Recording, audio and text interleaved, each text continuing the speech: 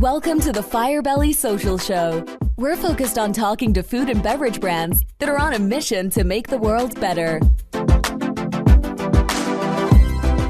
Hey, everyone. Duncan here with another episode of the Firebelly Social Show, where I chat with founders and leaders of mission-driven food and beverage brands. And from those of you that have listened to this podcast before, if it's your first time here, you know that this is an incredible group of people.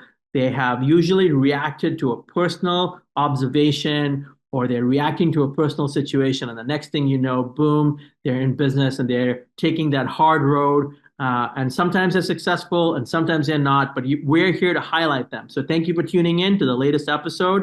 We've got a fantastic show lined up for you today, one that I'm really excited about, featuring Joe Rotondo, founder and CEO of Smearcase.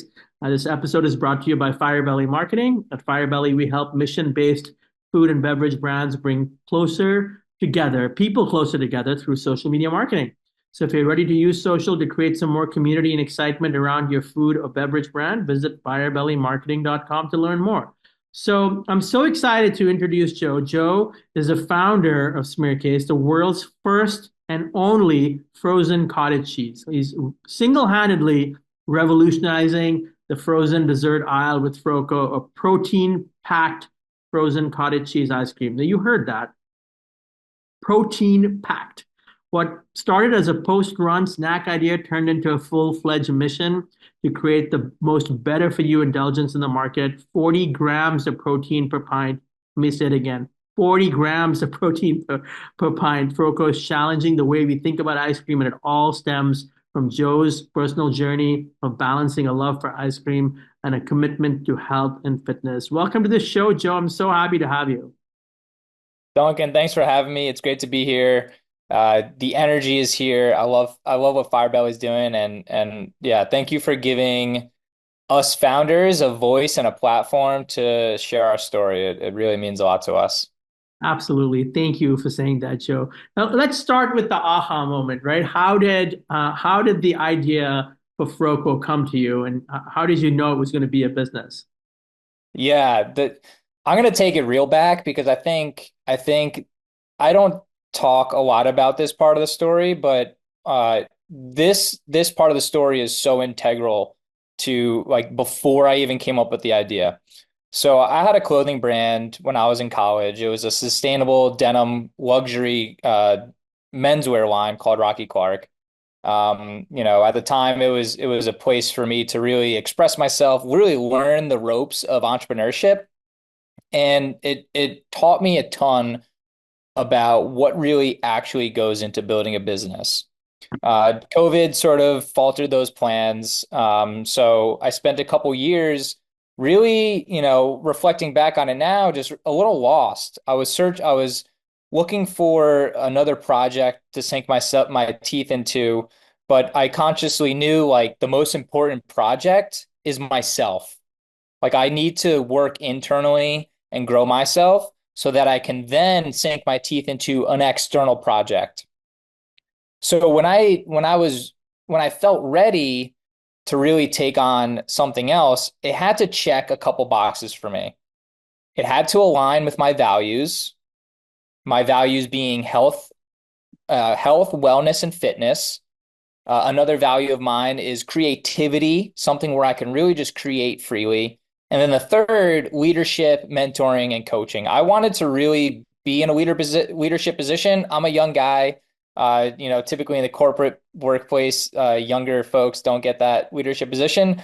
I really, really care about coaching, mentoring others, and I take leadership super seriously. I stay educated on it, and do my best to lead with integrity. So it had to check that box, right? It had to check my values. I had to be aligned with it.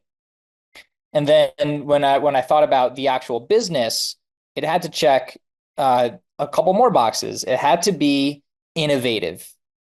It had to be disruptive. It had to be totally different in order for me to even entertain the idea. And then another box it had to check was it had to be consumable. I wanted to create a consumable product that people could come back to. So I really placed constraints on myself I put myself in a box to come up with an idea. And the reason I did that was because I wanted it to be something sustainable. And we talked a little bit before we got on, sustainable as in like in entrepreneurship, there are hard days.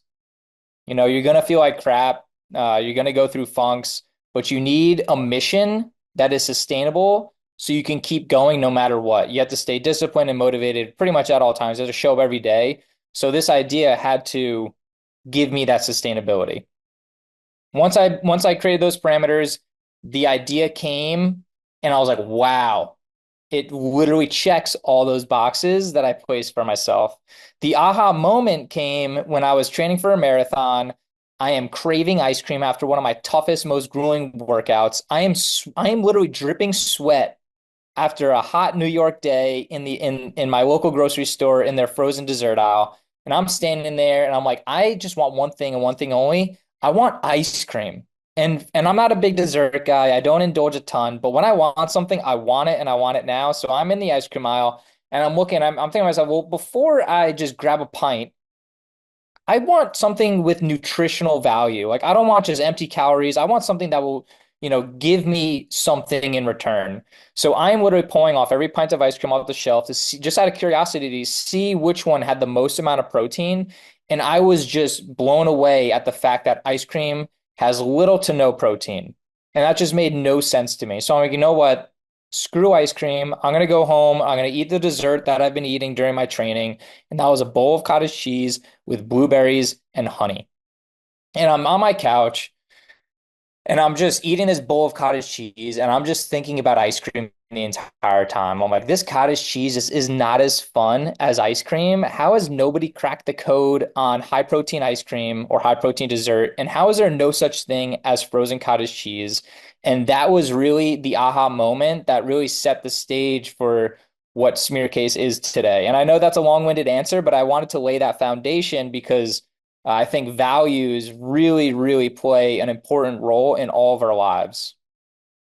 Well, I mean, I love it. I mean, I'm calling it the Joe Rotondo six crucial elements to having started this business: health and wellness, creativity, the opportunity to be in a leadership position, but also coach other people, something innovative and disruptive, consumable that could also be sustainable in terms of its mission. I love it. I love We're it. gonna write a book, Duncan. And cottage cheese just happened to be, at your apartment at the right place at the right time. So what were some of the steps that you took? I mean, how did you move from that kind of inkling of an idea, like the germ of an idea, to getting this thing moving? Sure, yeah. Well, again, like when it aligns with your values, it just made so much sense. The idea just made so much freaking sense. I grew up in an Italian family, you know. The kitchen was our lab. It was our playground. We experimented in the kitchen. Me and my family, my dad would show us how to make something. Me and my siblings would gather around and learn and enjoy food together, right? So pasta Sundays was a religious activity for us. So being in the kitchen, I feel very comfortable. I've worked in my dad's delis. I made bagels for him. I won Best Bagel of New Jersey in 2018. So like I know my way around the kitchen. I love to cook. Not baking, not so much. Um, and when you're so tapped into health and wellness, like I am always looking for the healthier version of what I'm already consuming. And if it's not out there, I will make it myself. So the first person I called was my sister, Gianna. She's she has won countless, at work baking competitions. She's the best. She makes the best cookie and the best cakes. So I text my sister. I'm like, hey, I have an idea. Like, what are you doing tomorrow? So before you know it, I order an ice cream maker off Amazon. I go to my local Whole Foods to get the ingredients. And then the next day we're in the lab, literally in my tiny New York City apartment kitchen, and we are whipping up frozen cottage cheese. And we're just sort of throwing things at the wall to see what sticks. And I'll tell you what, by the third try, we were like, wow, I think we got something here. And once we tasted it, like it just added more realness to the idea. Oh, that's fantastic. I mean, and thank you to Gianna, for her counsel and her wisdom and helping you, think this all through. I think, it's so fascinating to me because, 160 something episodes in, it's so common from a foundational standpoint how founders will find their mission. So they're sitting there, they're thinking about a personal need, and then well, that's the difference between a founder and other people, right? The founder goes out and says, I'm gonna do this. So I love it. And then in terms of the name, right? I love the story behind the name because there's a German word that communicates what it is. That's right. Yeah. So cottage cheese itself is incredibly polarizing. It's clumpy, it's lumpy, your grandparents ate it. It doesn't have the best, like when you're a kid, you're like, what is that? You're gonna eat that? So you either love it or hate it. And right now people are loving it. So a big part of I love context. I love history. I think it's so important to have a meaningful name, something that has a story. So during my research, I'm literally reading the history of cottage cheese. And smearcase was a word and term that jumped off the page, and I wrote it down along with my long list of potential name ideas. Um, and I go back and I'm looking at the list and I'm just crossing off the names that don't stick. One of them was Joe's Ice Cream. I think that would have been incredibly boring for everybody. So smear case kept popping off. I'm like, that's so interesting. Like smear case, like it goes against the grain of all the other ice creams. It says protein. It's in your face. It sparks curiosity. So I was like, you know what? It just Smearcase kept coming back to me, and the name itself has been incredibly polarizing as well, just like our not so secret ingredient. But it draws you in. It makes you question what is that. And I think there's, in a crowded space, in a whole entire grocery store, there are thousands and thousands of products. Like, what can you do to stand out? So the risk that we took was naming it Smearcase, and we'll see if it pays off. But it's been working so far. I mean, it's definitely a unique name, and in German, it actually means cottage cheese, right? And That's so, right. Yeah, and people in Baltimore call they people of Baltimore still use the term smearcase, and it's a cottage cheese dessert. So there is that the recognition there. I mean, I think that I love the cultural nuance, right? It's like in Baltimore, it's like, hey, man, we need some videos out of Baltimore with the people in Baltimore saying smear case. Um, Yes. this is awesome to me. And not only is the name unique, but just using frozen yogurt and if I'm reading it correctly, 40 grams of protein per pint and then added collagen. What's the story behind that? That's right. Yeah. So, to me, innovation, specifically in CPG, comes from, I've identified three areas where innovation can come from. It's the product itself, it's the branding, and then it's the form factor. I think a really good CPG brand does two of the three. If you could do all three, that's even better. So how did we, land on using collagen? Um, Again, like having a health and wellness sort of background, just, self-education, taking some online courses. Um, you have a strong understanding of ingredients and the nutrition label.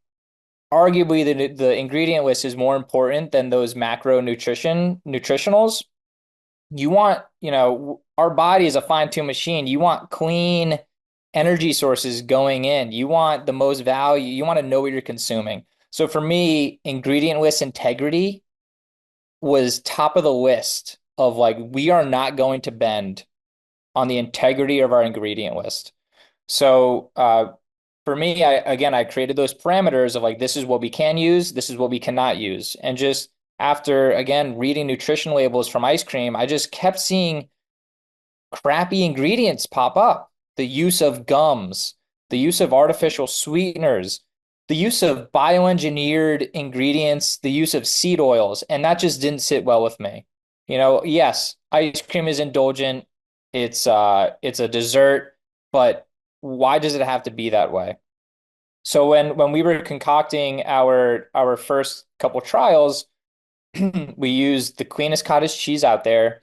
And instead of a gum, we were just really thinking through like, okay, how can we boost the amount of protein? How can we boost the amount of value, the nutritional value in our product? And how can we do it in a way to boost performance and make it as close to ice cream as possible? And we found that collagen, and I think this is a huge innovation in the space. Like we are using collagen as a gum, essentially. So instead of using, a xanthan gum, we're using collagen to give it that creaminess and the texture and to perform as an indulgent treat, but it's guilt-free. I mean, that is super, super, super cool. And so much so that it is really a better for you ice cream, but no one thought we could ever say that. We did it. We did it, and I'm incredibly proud to say that we did it. Like it's super high protein, it's super low fat, it's half the sugar than the incumbents, and we're doing it with clean ingredients. And that's what I'm most proud of, to be honest, is like when you read our nutrition label and look at the ingredient list, like we have very, very clean ingredients that you can feel good about consuming. And I got to tell you, I love that. I feel like you got your finger on the pulse. I've never seen so many people caring about what's in their food.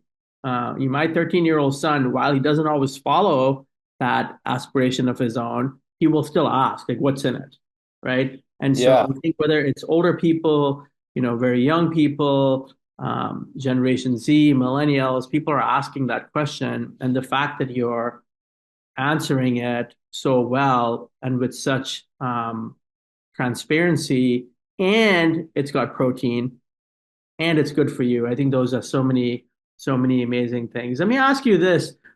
When it comes to a sense of place, I think that y'all are doing an amazing job with a sense of place, right? The product is made in the heart of New York's Hudson Valley. And how has this sort of like played into everything? Yeah, I love this question. I grew up in the Hudson Valley. I grew up in Warwick, New York. It was a great place to grow up. I spent so much time outdoors and just like enjoying, nature, playing sports, biking with my friends. Literally, you can't get me inside. Like I remember, the classic, like when dinner time came, I was hearing my grandma yell across the neighborhood that it was time for dinner. I would just refuse to come inside. And also growing up in the Hudson Valley, like you learn the value of hard work, like working with your hands, willing to get a little dirty, doing it yourself. Like there was an emphasis on where I grew up, like, man, like me and my friends would build a tree house or, dig a hole just for the fun of it. I saw the value in my family of hard work and like that's my top. I think when I think about what one of my biggest traits, like I love working hard. My work, I will, I may not be the most talented, I may not be the smartest, but man, I will outwork you every single day. And I think that's what gives me that edge. And I think, I attribute that to growing up in the Hudson Valley and seeing New York's beauty for what it is. Growing up across the street from farms and cows, always smelling manure on the way to school, like that was my upbringing. So when we were searching for co-packers, we found one local in the Hudson Valley, and I was like, wow, like how full circle is this? We have the chance to make ice cream in the Hudson Valley using farm fresh milk at the creamery, and having the opportunity to support New York dairy farmers in your local community. I think there's value in that when, a lot of manufacturing has been shipped overseas, maybe not so much in food, but otherwise, like I think coming back to your backyard is it's a great place to start. And yeah, I hold my home like r really near and dear to my heart. That's a beautiful description, and not to mention that it also fits into your goal or your requirement or your aspiration of it needing to be sustainable. So, it's close by, it's supporting local employment and local farmers. So that's super cool. So I have to ask this question. I know that I want to tell everyone how Joe came to be on the podcast. Turns out that Firebelly had mentioned Smearcase in a post. And next thing you know, is that correct, Joe? That's how it That's happened, right? right. Yep. Next That's thing you right. know, here's a brand that is following all the proper social best practices and said, hey, to the Firebelly team of Abby and Sydney, hey, saw that you mentioned me. Let me send you some product. And the next thing you know, there's tremendous internal advocacy for Smearcase. And in fact, when we were going over the next round of people to invite, they were just fighting for you. Hey, you got to invite him. And so I'm wondering, how does that part of your personality, you follow your instincts and you've got a way with people, how is that playing into the business and how you connect with consumers? Oh, geez. First of all, very flattered. What's been just incredibly humbling is the enthusiasm we've had around the brand. Um, and just like sort of that virality it's created with like unintentionally. It screams all the trends: protein, cottage cheese, collagen, it's ice cream, so it's fun. Um, I really trust my intuition. I think I really try to keep my finger on the pulse of culture, what's going on, what's working in terms of marketing, what's working in terms of business, branding, all of that.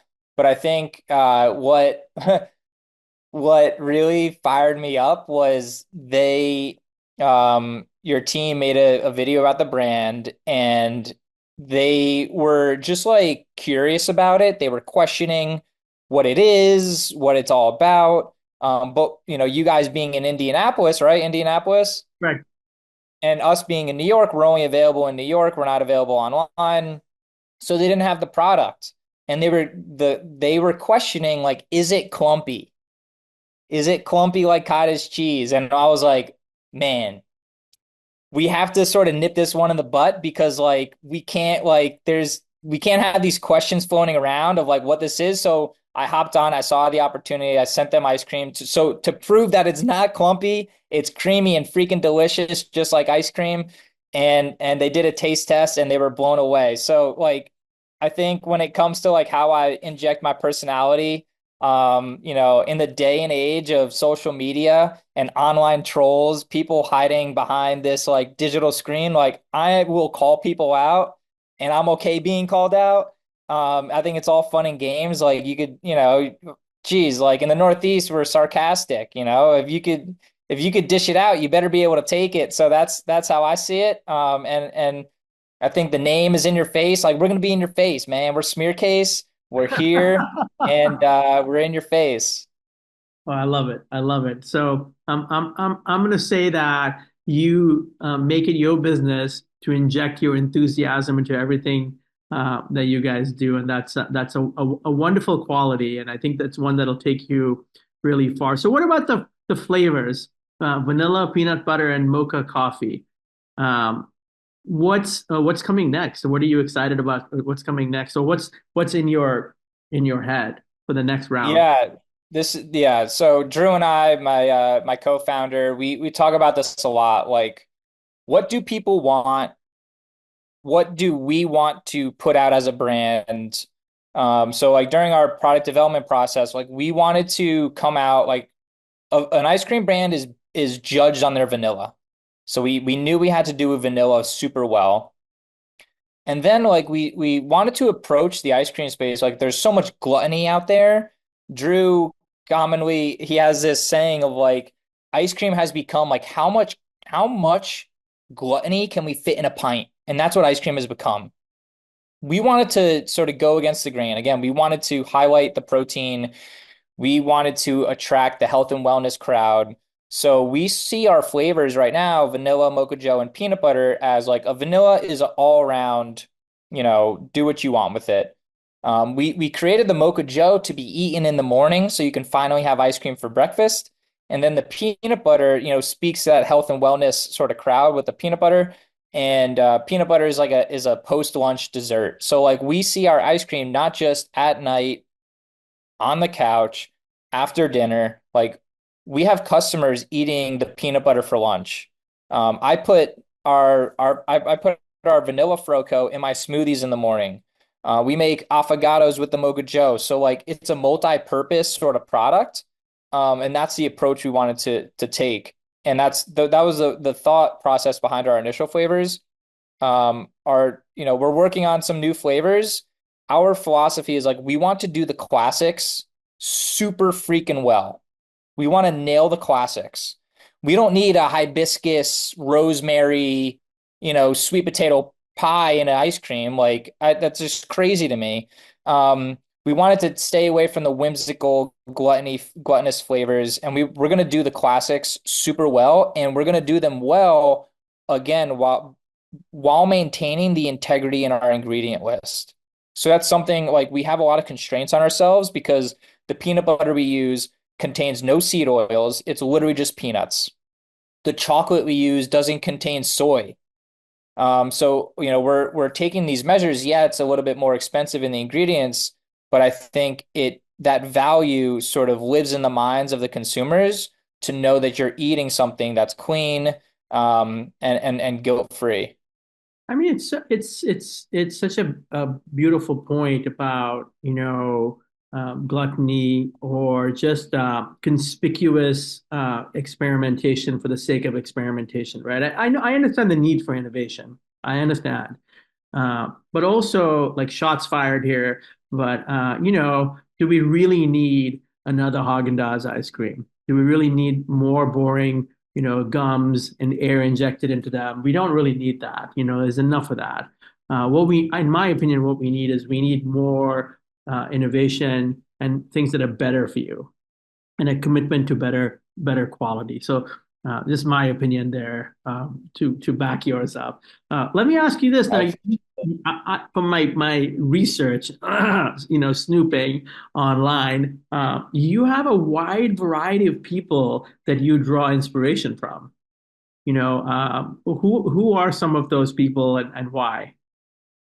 That's right. Yeah. Geez. I'm trying to think back of to who I name dropped. I think yeah, I'll give you a hint here. I think you named Gary V and Yeah.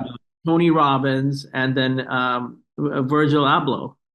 Yeah, that's right. Yeah. So those guys, like if I'm having a bad day and I need to get fired up, man, I'm going to Gary Vee to inject some life into me. Tony Robbins, like I read one of his book. I think it's Awaken the Giant Within, and that it's changed my life. That's where I started to really live values based. And just like, man, my goal at the end of the day is to be the best man I can become. And I set the standard high and I'm always striving for it. And I'm always seeing the opportunities to better myself each and every day. Every opportunity is an opportunity. Um, and yeah, Virgil, like I prioritize speed over perfection. And a quote that lives rent free in my brain from Virgil is, there's always a V2 of something, you know? In order, like I set two rules. If we were gonna pursue this idea, we had to be the first frozen cottage cheese to market, and we had to be on shelf in June, July of this year, and we did both because we prioritize speed over perfection. We know that we're gonna do a rebrand at some point. We know we're gonna make updates to packaging. We know we're gonna refine our product and make it better. But like, man, we just got to get this out here. So yeah, those three guys. Other than that, like I really draw a lot of inspiration from reading the Bible. There's just a world of knowledge in there that like humanity has agreed on for so many years. and Ryan Holiday from the Daily Stoic. So a lot of these influencers, content creators, entrepreneurs out there. I'm always looking for a little. I have so many mentors, and they have no idea that they're my mentor. You know what I mean? It's the best. Another guy like Jesse Itzler. Jesse Itzler is just a powerhouse, and when you see him, he's funny, he's goofy, he doesn't really take himself seriously. He wears shorts and beanies, and like, man, he's just himself, and he's having fun, and he's helping others. Like, damn, is that guy inspirational? Yeah, I love what you said in one of your interviews that you have, and I think it's prior to you even becoming a founder, but you have over the years become very comfortable being out of your comfort zone. That's where I thrive, Duncan. Man, if I'm like, yeah, I think it's I've really learned to push my limits, whether that's physical activity or like sitting in front of a computer and just like struggling through a task. Like, I thrive in uncertainty. I try not to get too used to it, and I don't want to get too comfortable being uncomfortable. But I think we're seeing a trend of entrepreneurs that are essentially athletes. And I think, growing up playing sports, you learn so much about teamwork, discipline, motivation, bettering yourself through practice and getting your reps in. And I think, iron sharpens iron, and everybody has a plan until you get punched in the face. But man, I'm not going to let anyone punch me in the face as hard as I punch myself in the face. Meaning, like, I will put myself through a grueling workout and learn to just fucking deal with it.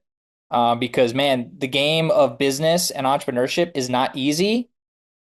It's going to punch you in the face, but you got to learn how to roll with them and get up and just keep on fighting. Love it, love it. Now, what about what keeps you? You mentioned the different authors, and you read the Bible, and you work out, right? Are those some of the things that you do to look after yourself? Yeah, I think, man, I am no good to anybody. I'm useless if I'm not feeling my best.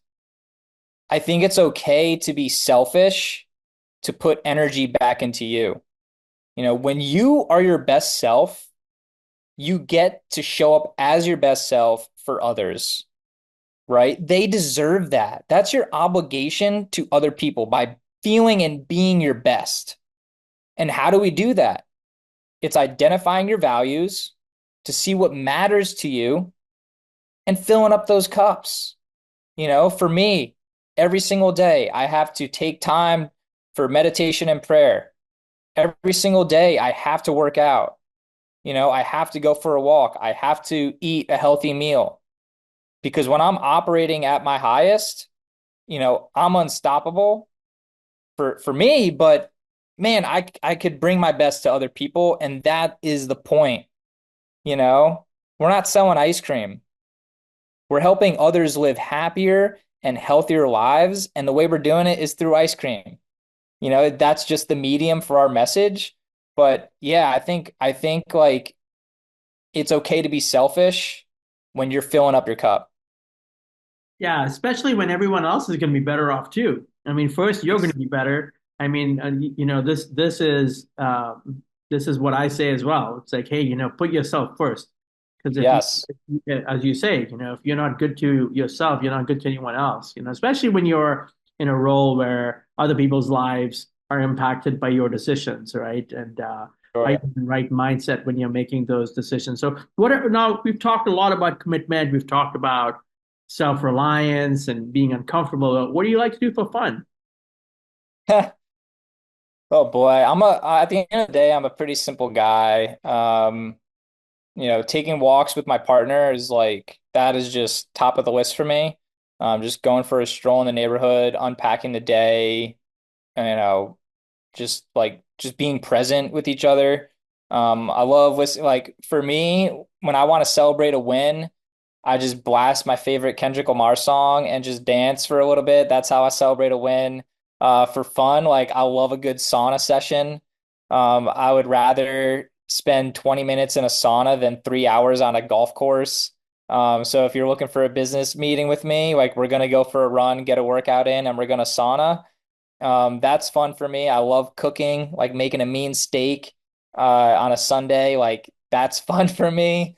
Yeah, it's like I don't need a whole lot. Like I love being in the present moment in nature and just like man, just uh dedicating myself to the process and to the journey. So favorite Kendrick Lamar song? Oh boy. Well, right now it's not like us because that just gets me fired up. But historically, um, And the geez, it's got new record just dropped. it's incredible. It's just absolutely incredible. It's been on repeat in my house. I think my favorite Kendrick song is probably ADHD because I have a little bit of it. It resonates with me. It's old school Kendrick, and it just like the opening sound is like just it puts you in a place of nostalgia.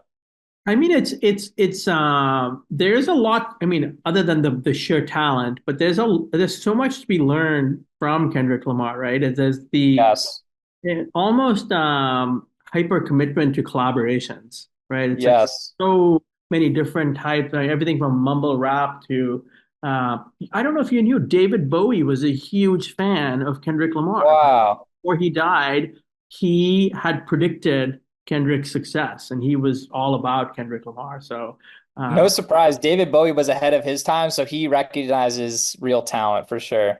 yeah, I mean, game recognizing game, right? I mean, and I think Yes. the pieces. I mean, who would think that Kendrick Lamar would have collaborated with U2, right? It's like you wouldn't even think that he'd consider it, right? I mean, it's too cool for that. But I mean, new markets. So I'm looking forward to see you manifesting some of that collaboration in your work.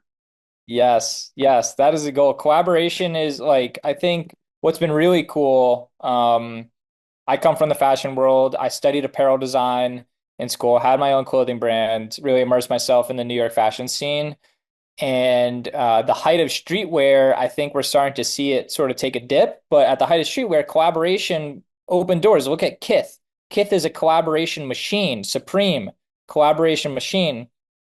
We're seeing a trickle down effect in CPG where now, like, gone are the days of the hyped up sneaker drops.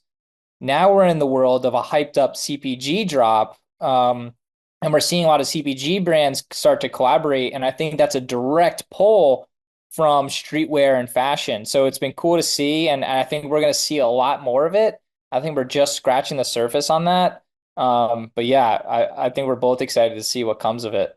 I mean, not to mention, by the time this podcast drops, Jay Williams will have launched his new product, right? It's like, man, that speaking about amazing hype around a new product. I mean, just 9 days, 7 days, he's been just, and not to mention the fact that he sold one brand while building another. So yeah, I'm excited. I'm excited to see, more hyped up CPG drops with real substance. Yes, real I substance. think we got to look for. So what do you want to say to anyone that's listening? Some parting words to anyone that's listening. What does the founder of Joe's Ice Cream? I'm kidding. What does Joe say to them? Oh, geez. Well, first of all, thank you for listening. Like, honestly, that in itself, like you took the time out of your day to listen to this conversation, what I have to say, like that truly just means the world to me. If you're in the New York tri-state area, order a pint of FroCo, try it, let me know what you think. But other than that, like, geez, I just want to reiterate, like, if you're feeling a little lost or uncertain, if you feel behind in this crazy game of life, if you find yourself comparing yourself to others, I just really, you know, I really hope that you can take a look in the mirror and just, you know, have a conversation with yourself. what do you value in this life? Like, geez, uh, I was, this is sort of crazy to say, I was lucky enough to go through a life-threatening accident, and that taught me the value of life. Like, I literally have a second shot at life. I don't take that lightly, and it made me realize like just how precious and lucky we are to live in America and have the opportunity to live a human life. So I just think like why not squeeze every last drop out of it? And I think that really starts with what you care about, what you value, and what you want to give to the world. A great place to start is do a practice called Ikigai. It's a Japanese sort of philosophy, Ikigai. And it's a box of four. It's what you're good at, what you can get paid for, what the world needs, and what you love. And at the center of that is your life's purpose. I urge people to take 5 minutes and run through this exercise because you're going to learn things about yourself. They're like, wow, like shit, this is what I care about. This is my life's purpose. And not everybody could quit their job tomorrow and pursue that, but I think it gives you a North Star to work towards and aspire to and manifest. And I think you'll see magic literally happen in front of your eyes once you declare that. And if you want to get in touch with me, like DM me on Instagram through the Smearcase page, or you can shoot me an email, joe@eatsmearcase.com, or shoot me a link or shoot me a LinkedIn message. Would love to hear from you all. And Duncan, thank you so much to you and the Firebelly team. Thanks for having me, and thanks for being big fans of what we're doing over here. No, absolutely. And just so everyone remembers, the website is eatsmearcase.com. So even if you can't get the product yet, I want you to check it out so you can be aware of what's coming your way very soon. And yeah, thank you so much for sharing, so deeply of yourself. I learned about Ikigai today for the first time. I'm a big fan of wabi sabi. So, and accepting the imperfect as being the truly beautiful. So thank you for sharing that. Thank you for your passion and your sense of adventure. What a conversation, Joe. Thank you for sharing your journey, your passion for FroCo. I see that in my future and how it's transforming the frozen dessert industry, which is a very heavy and stodgy space. Thank you to everyone for listening. If you're ready to try the most protein-packed pint of ice cream you ever heard of, again, it's coming your way. And as always, thank you to Firebelly for sponsoring today's episode. If you're a mission-driven food or beverage brand looking to build community and excitement on social, visit firebellymarketing.com. If you know someone that should be featured on the podcast, I definitely want to hear from you. Thanks for tuning in. Don't forget to subscribe, leave us a review, share the episode with your friends. Until next time, keep spreading the good vibes. And again, one more time, everyone, thank you so much to Joe Rotondo for coming on the show. Thank you, Joe. Thank you. Thanks for listening to the Firebelly Social Show. We'll see you again next time, and be sure to click subscribe to get future episodes.